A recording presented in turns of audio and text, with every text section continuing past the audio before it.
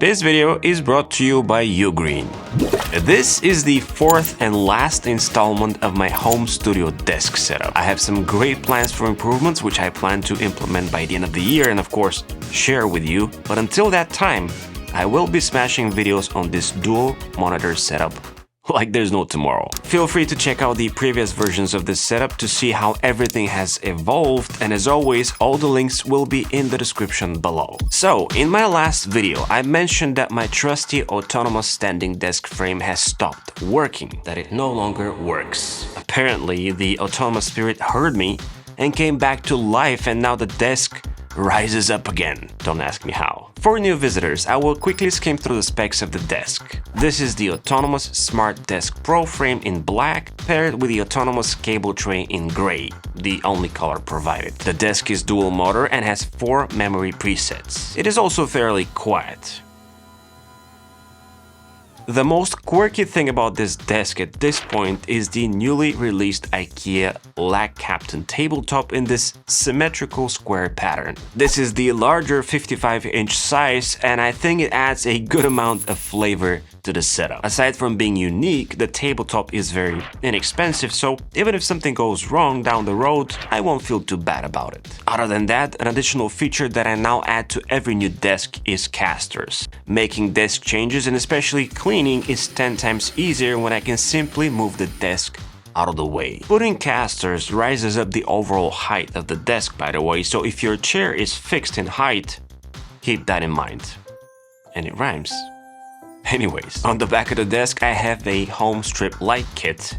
Home strip light kit? A home strip light HomeKit light. On the back of the desk I have a HomeKit strip light which I tie with the studio command to turn on the lights in the studio and add a bit of glow to the curtains. In terms of cable organization, things are not 100% to my liking, yet are good enough and easy enough to tinker with thanks to the desk tray where I simply tuck things in. By the way, if you end up enjoying this video, subscribe because why not? On top of the desk, the piece de resistance and one of my favorite desk accessories is the Bololo shelf, which serves few important roles. Aside from adding a great amount of vertical charisma to the setup, the shelf elevates both monitors to an ergonomic height perfect for displays like the studio display. This larger version of the shelf that you see here can easily accommodate 2 27-inch displays while providing a ton of versatility underneath and to the sides, all thanks to the patented mounting grid on the bottom. See, the Bololo Setup Cockpit is a desk accessory that allows the attachment of a range of accessories ranging from chargers to docks and stands and even trays. In the case of this setup, I have a MagSafe holder in the middle that I can use to top up my phone and earbuds, and to the right I have my favorite Stream Deck holder, which finally fixed the OEM stand angle and freed up even more space. On the right I have Bololo's normal tray that perfectly fits 3 of their catch-all trays, and in them I keep random small items I resort to like hard drives, SD cards and some tools maybe. Underneath it I double velcroed my dock, which I'll talk about more in a moment, and to the left I have the newly released larger tray that easily engulfs even the largest of laptops like my 16-inch MacBook Pro. Using this shelf system leaves me with 70% of the desk space that I can use for something else and just keep clean without having to worry about loose items or objects. So yeah, Bololo is a definite recommendation of mine,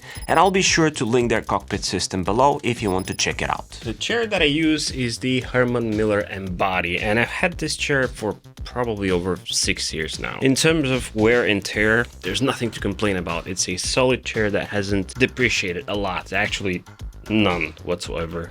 And it's still very relaxing and very comfortable and very engaging to use. When you have a lot of devices, it can be a challenge to find enough outlets to power them all without creating a mess. At my office, for example, I use Ugreen's Nexode 100-watt charger to run power for pretty much everything. Ugreen, in fact, has a great selection of chargers ranging from 30 to 140 watts. All of them are powerful, intelligent, and compact, like the Nexode Mini, for example, which packs 30 watts of power into a size small enough enough to lose. The Nexalt 45W GAN 2 on the other hand features two USB-C ports that support fast charging, while the Nexalt 65W USB-C boasts 3 ports, all while being 50% smaller than Apple's OEM charger. The Nexalt 100W USB-C that I use in this setup has 3 USB-C ports and an additional USB-A, which means that I can provide power to 4 devices at the same time. All of Ugreen's chargers have intelligent power distribution and charging protection, along with a fireproof housing, so if you need a charger for your laptop, phone or tablet, be sure to check out the first link in the description below to get your own Ugreen charger.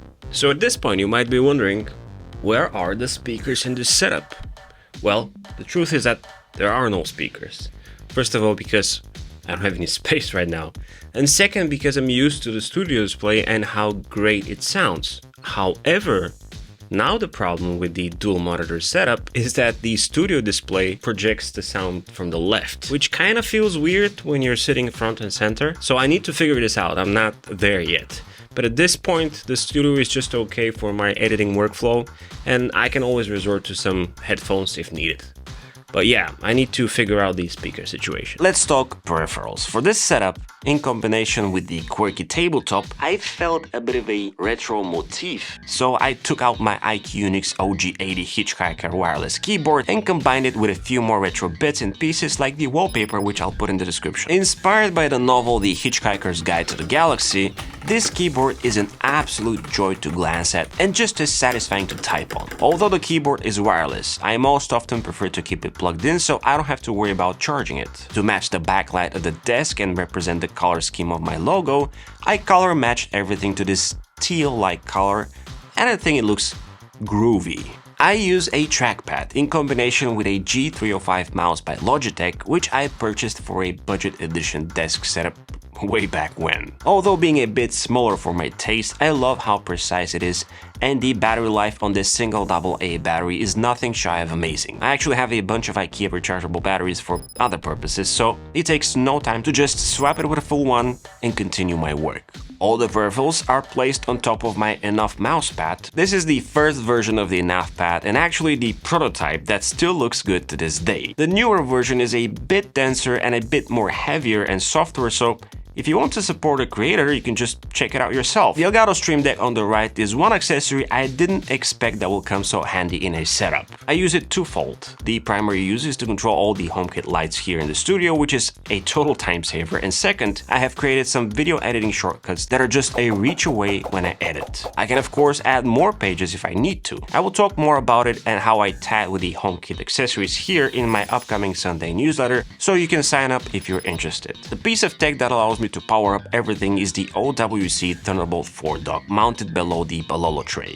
I've been using this dock for over 2 years now, and I couldn't be happier. Both monitors are plugged in via USB-C to the back, allowing me to just plug in one cable to the laptop and charge it. The light bar, Stream Deck and mouse dongle are all drawing power from it, while the dock juices up the laptop at max 90 watts. The most used feature of the dock is of course the SD card on the front, which is awesome. Okay, so let's talk monitors. The one on the left is the Apple Studio display with a default stand but upgraded with the nano texture glass. I have the standard glass at the office and I have to say, I'm really impressed with how Apple made this less reflective model. It doesn't appear grainy nor it loses any of its black levels like many other options out there. I placed it to the left facing the window so that when I pull the curtains, I can still work no problem. On the right, I have the Asus ProArt display in the same 27-inch size. Both monitors are in a side-by-side setup, which I mentioned in my monitor guide that I don't particularly like, but I still did it for a reason. I initially thought I would mount the Asus on an arm vertically, as I really like that workflow, but since the studio display doesn't allow me to run my Nintendo Switch or